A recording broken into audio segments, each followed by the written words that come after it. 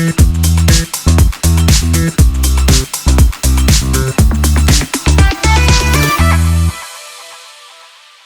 everyone, welcome back to the Business English Success Podcast, the place where you improve your English and learn practical business ideas at the same time. I'm your host, Leah, and today we're talking about something that, honestly, everyone wants to understand: how to be successful in business. And to help us break it down in a simple, friendly way, we have a very special guest. He's an entrepreneur. He's built multiple online businesses, and he's here to share the lessons he learned the hard way. Mark, welcome to the show. Thanks, Sarah. I'm really excited to be here. And hey, hello to everyone listening. I hope today's conversation helps you grow not only your business skills, but also your confidence in English. I love that. That's exactly why we created this show. So, Mark, before we jump into strategies and mindset and all that, let's start with something people often misunderstand. What does success in business actually mean? Yeah, that's a great place to start because, when people hear the word success, they usually think of money, big numbers, big revenue, big cars, big houses. But honestly, real success is much deeper, at least for me. Right. So you're saying it's not just about how much money you make. Exactly. Money is important, sure. You need it to grow. You need it to survive. But long-term success, the kind that actually makes you happy, comes from things like freedom, purpose, impact, and personal growth. I love that word, purpose. People don't talk about that enough. Yeah, a lot of people start a business only because they want quick cash. And that usually doesn't work.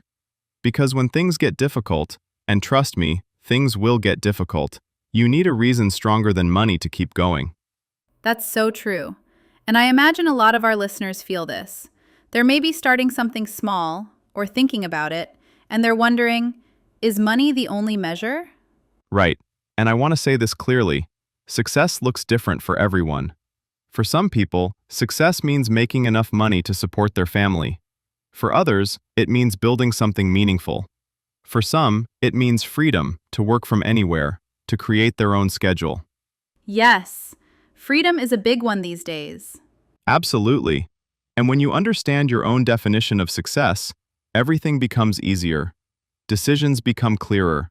You stop comparing yourself to other people. That's powerful. So if you're listening right now, maybe take a short moment and think, what does success mean to me? Not to Instagram, not to your friends, but to you. All right, Mark. Let's talk mindset. This is something entrepreneurs mention all the time. But for English learners, the word mindset might sound a little abstract. How would you explain it? Yeah, good point. So, mindset basically means the way you think and the beliefs you carry with you. It's like the software in your brain that influences how you react to challenges and opportunities. I like that. Software for your mind. Exactly. And in business, mindset is everything. You can have skills, you can have money, you can have contacts. But if your mindset is negative or filled with fear, you'll get stuck. What kind of mindset does a successful entrepreneur need? There are a few important ones. Let me break them down simply. Growth mindset, the belief that you can learn, improve, and become better over time. Resilience, the ability to get back up after you fail, because failure will happen. Responsibility, understanding that you are in control of your actions and results. Curiosity, always wanting to learn more, try new ideas, and explore opportunities. That's a great list. And I think resilience, especially, is a word that might be new for some listeners. Could you explain it a bit more? Sure. Resilience basically means when something goes wrong, you don't give up. You adapt. You try again. You learn. You stay strong. It's like a rubber band. It stretches but doesn't break. I love that visual. And this is the part people don't see on social media. They see the success, but not the failures behind it. Exactly, Sarah.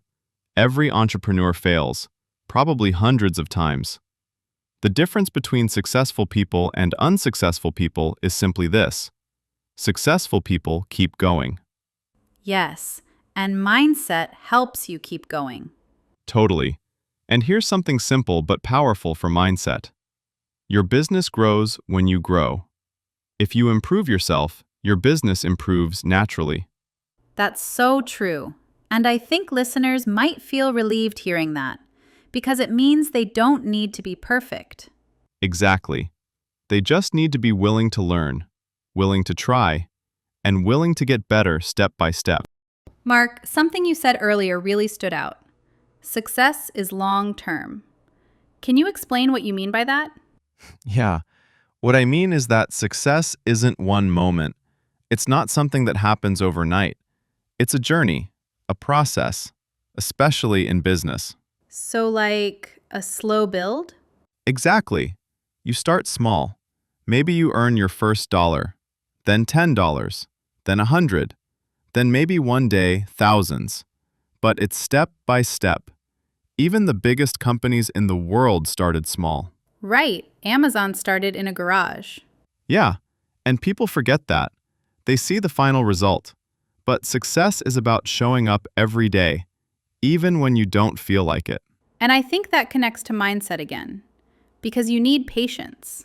Oh, absolutely. Patience is one of the most underrated business skills. People want fast results, but building something real takes time. Time to learn, time to make mistakes, time to build trust with customers. Trust. That's another huge thing.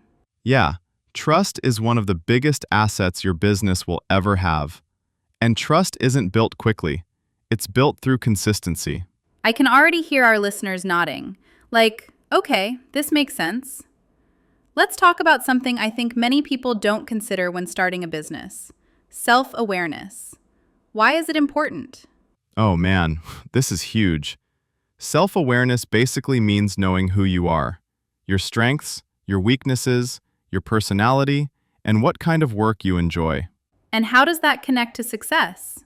Well, if you build a business based on your strengths, you're naturally going to do better. For example, if you're great at talking to people, maybe you would do well in sales or customer service. If you're creative, maybe design or content creation fits you. If you're analytical, maybe finance or strategy is a good direction. So, you're saying people should build a business that matches who they are. Exactly. Don't try to be someone else. Don't copy other entrepreneurs just because they seem successful. You need to understand what you bring to the table. That makes so much sense. And I think it's comforting too, because it means anyone can succeed, but in their own way. Yes. And here's the thing. Self-awareness helps you decide what tasks to handle yourself and what tasks to delegate or outsource later. Oh, that's a great point. And delegation is such an important business skill. It really is. You can't do everything. And understanding your strengths helps you focus on what you're good at and get help with the rest. Now, let's talk about a big mindset shift, going from an employee way of thinking to an entrepreneur way of thinking. What are the differences? Great question. So, when you're an employee, you follow instructions, you work certain hours, and you have a predictable routine. But as an entrepreneur, everything changes. In what way? You become responsible for everything. Your decisions matter more. You need to manage your time, your goals, your energy. You also take risks, sometimes big ones. Right, and that can be scary for some people. It is scary, and that's okay. Fear is normal. But entrepreneurs don't let fear stop them. They use fear as information. Information? That's interesting. Yeah, fear shows you areas where you need more preparation, or more skills, or more experience. It's not a sign to quit. It's a sign to learn. I love that perspective. Very empowering. Thanks. And another thing, entrepreneurs think in terms of opportunities. Employees think in terms of tasks. When you're an entrepreneur, you're always asking, what's possible? What can I improve? How can I grow? That sounds exciting. And maybe a little overwhelming. It can feel overwhelming, but that's why mindset is so important. If your mindset is strong, you can handle the challenges. All right, Mark, here's a tougher question. Many people want to jump straight to strategy, marketing tricks, step-by-step plans, social media tactics. Why do you keep saying mindset comes first? Because strategy is useless without the right mindset. Let me explain. Let's say I give you the perfect business strategy, a step-by-step plan, a proven method. But if you're afraid to take action, or if you quit after your first mistake, or if you don't believe in yourself, then even the best strategy will fail. So mindset is like the foundation. Exactly. It's the base. Strategy is the house. If the foundation is weak, the house falls. But if the foundation is strong, the house stands, even in storms. That's a great metaphor. Thanks. And it's true. That's why the most successful people in business talk more about discipline, belief, purpose, resilience than about tactics. Mark, something I hear a lot from successful people is that habits matter more than motivation. Is that true? Oh, absolutely. Motivation is great, but it comes and goes. Some days you feel inspired, other days you don't. But habits? Habits stay. Habits create consistency. I like that. So what are some practical daily habits business people should build? Let me share a few simple ones. First, a morning routine. Nothing complicated, just something that gives you a clear start. For example, review your tasks, drink water, stretch or take a short walk, set your intention for the day. Intention, like what you want to focus on. Exactly. It's like telling your brain, here's what matters today. Another important habit is planning your top 3 tasks. Not 10, not 20, just 3. Why only 3? Because too many tasks create stress. When you focus on only 3 important things, you make real progress. It's simple, it's realistic, and it works. That's so true. When the list is too long, I end up doing nothing. Same here sometimes. Another big habit is tracking your time. You don't need to do it forever, but for 1 or 2 weeks, track how you spend your time. You'll be shocked. Shocked in a good way or a bad way? Both. You'll notice how much time you waste scrolling or doing things that don't help your business. And once you see it, you can fix it. All right, let's talk more about time management, because this is where a lot of people struggle, especially beginners. Yeah, for sure. Managing your time well is one of the strongest advantages you can have in business. So what's the first step? The first step is to understand that time is a resource. You can't buy more of it. You can't save it for later. So you need to use it wisely. Right. And that's not always easy. Yeah, but here are a few simple techniques. 1. The 80-20 rule. This rule says that 20% of your actions create 80% of your results. So focus on the important tasks that actually move your business forward. Like creating products, reaching out to customers, things like that? Exactly. Things that grow your business, not things that only feel productive. 2. Time blocking. This means you choose a fixed time for certain tasks. For example, 9 to 11 a.m., deep work. 2 to 3 p.m., customer messages. 4 to 5 p.m., learning or research. Ooh, I like that. It gives structure. Yeah, and structure creates freedom. It reduces stress because you know exactly when things will get done. 3. Avoid multitasking. People think multitasking saves time, but it doesn't. It actually slows you down. Totally. Every time I switch tasks, my brain feels messy. Same. Focus on one task at a time. It's faster, cleaner, and the quality is better. Okay, another big topic, networking. Some people love it, some people hate it. But is it really that important? Oh, yes. Networking is one of the strongest tools you have. Business is not just about products, it's about people, connections, relationships. But what if someone is shy? Totally fine. Networking doesn't mean going to big events and shaking hands with everyone. It simply means building small, real connections over time. So how can people get started? Here are a few easy ways. 1. Start with your existing circle. Friends, coworkers, classmates, someone you already know might know someone who can help you. 2. Join online communities, Facebook groups, LinkedIn groups, Discord communities, especially ones in your niche. Yeah, I've seen so many great business groups online. Exactly. And you don't need to be super active. Just show up sometimes, share something helpful, answer questions. That's enough. 3. Give before you take. This is one of the most important rules. Don't start a conversation with, "Can you help me?" Instead, offer value first. Share insights, answer questions, give feedback. Right. Nobody likes someone who only wants things. Exactly. But when you help people first, you build trust. And trust leads to opportunities. 4. Follow up. People forget this. After meeting someone, send a quick message. "Hey, it was nice talking to you." Simple, but effective. All right, Mark. Let's get into the topic everyone fears, but everyone faces. Failure. Ah, yes. The big scary word. Haha. So, how do successful people deal with failure differently?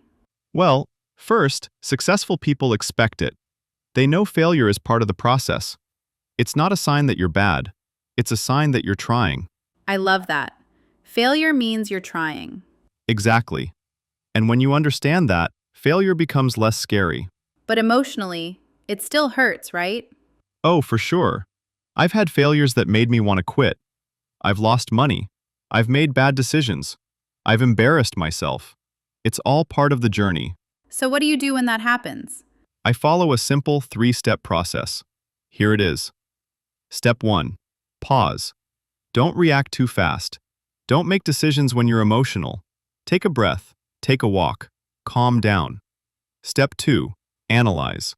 Ask yourself, what exactly went wrong? What can I learn from this? How can I improve next time? Step 3. Adjust and continue. Use what you learned. Change something. Try again. So, it's like a loop of learning. Exactly. Failure isn't the opposite of success. It's part of success. A lot of our listeners might be thinking, I want to start, but I'm scared I'll fail. What would you say to them? I'd say this. Everyone fails. You're not special in that. And that's good, because it means you're normal. You're human. Haha, yes. Failure is not the enemy. The fear of failure is the enemy. Fear stops action. And without action, nothing happens. So, how do we deal with that fear? A few things. 1. Start small. Take tiny steps. The smaller the risk, the smaller the fear. 2. Reduce expectations. Don't expect perfection. Expect progress. 3. Celebrate tiny wins. Even small progress is worth celebrating. It trains your brain to feel good about action. 4. Surround yourself with support. Friends, mentors, online communities. They help you stay motivated. Mark, do you mind sharing one of your own failures? Something real. Oh, sure. I have tons. But here's a simple one. My first online store was a complete disaster. Really? What happened? I launched it quickly, too quickly. I didn't test the products. I didn't understand my market. I didn't even have good customer support. After 2 months, it failed. I made almost no sales. Wow. So, what did you do? I did exactly what I said earlier. Pause, analyze, adjust. I studied my mistakes. I learned about marketing. I talked to people who were doing better. And then I tried again with a new store. And the second store worked? Yes, much better. And if I hadn't failed the first time, I wouldn't have learned the lessons I needed. That's inspiring. And I think our listeners will appreciate that honesty. You know, listening to you, I realize habits and failure are connected. Oh, absolutely. Good habits protect you from failure. They make your process strong. And when you do fail, habits help you bounce back faster. So it's like your daily routine becomes your safety net. Exactly.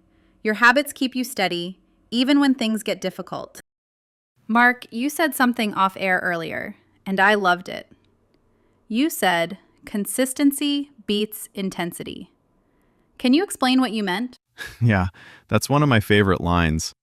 What it means is, doing a little bit every day is better than doing a lot only once in a while. For example, working hard for 1 week and then disappearing for a month won't take you far. Right. It's like exercising. You don't get fit from one crazy workout. Exactly. You get fit from steady workouts over time. Same in business. Same in learning English. Same in life. So what stops people from being consistent? A few things. Trying to do too much. Setting unrealistic goals. Fear of slow progress. Comparing themselves to others. And honestly, sometimes people think small actions don't matter. But small actions are the foundation of success. Yes. And I think many listeners will relate to that, especially the part about overthinking or feeling slow. Yeah, but steady progress, even slow progress, is still progress. Imagine improving just 1% every day. After a year, you'd be completely different. So let's get practical again. How can someone actually build consistency? Great question. I like to break it down into 5 simple steps. 1. Make your goals smaller. People set big goals and then they get overwhelmed. Instead of, I will grow a huge business, say, I will work on my business for 1 hour today. 1 hour feels so much easier. Exactly. And easy goals are easier to repeat, which creates consistency. 2. Use systems, not just motivation. Systems are routines, checklists, schedules. They support you even on low-energy days. Right. Like a habit tracker or a weekly plan. Exactly. 3. Track your progress. A notebook, a Google Doc, anything. When you see progress, you stay motivated. I love ticking boxes. It feels so satisfying. Me too. 4. Celebrate small wins. Even tiny accomplishments matter. They build confidence. 5. Be patient with yourself. You don't need to be perfect. You just need to keep going. Many people think about business week by week or month by month, but you always talk about playing the long game. Why? Because long-term thinking keeps you grounded. When you think in years instead of days, you stop panicking over small mistakes. You stop comparing your progress to other people's timelines. So how can listeners practice long-term thinking? Here's a simple exercise. Ask yourself these 3 questions regularly. Where do I want to be in 1 year? Where do I want to be in 5 years? What small actions today can move me in that direction? If you keep your long-term vision clear and combine it with daily consistency, you become unstoppable. I love that. And honestly, it gives people hope because it means success isn't decided by one mistake or one bad week. Exactly. Success is built over time, through repeated actions, learning, and patience. All right, Mark. I want to do a little Q&A segment. I'll ask quick questions, questions listeners might be thinking right now, and you answer with short, clear advice. Sound good? Let's do it. Okay, question 1. What should I do if I feel overwhelmed? Slow down. Choose one small task. Finish it. Then do another. Focus beats overwhelm. Question 2. How do I stay motivated when results are slow? Remember your purpose, your why, and track your small wins. They'll remind you that you are moving forward. Question 3. What if I don't know what business to start yet? Start exploring. Try small projects. Test ideas. You learn by doing, not by waiting for the perfect idea. Okay, last one. Is it too late to start? No, never. The best time to start was yesterday. The second best time is today. Beautiful, short and powerful. Before we close, Mark, if you could give just one final piece of advice to our listeners, what would it be? I'd say this. Take action even when you don't feel ready. Most people wait for confidence before starting. But confidence comes after you take action, not before. That's so good. So, action first, confidence later. Exactly. And also, be kind to yourself. Growth takes time. Success takes time. And learning English takes time too. If you keep going, step by step, you will get there. Amazing. Thank you, Mark. All right, everyone. That brings us to the end of how to be successful in business. We talked about mindset, habits, consistency, dealing with failure, and long-term growth. We hope this conversation not only improved your business knowledge, but also your English skills. Yeah, truly. And remember, you don't have to be perfect. Just be consistent. Keep learning, keep trying. You're already moving forward by listening today.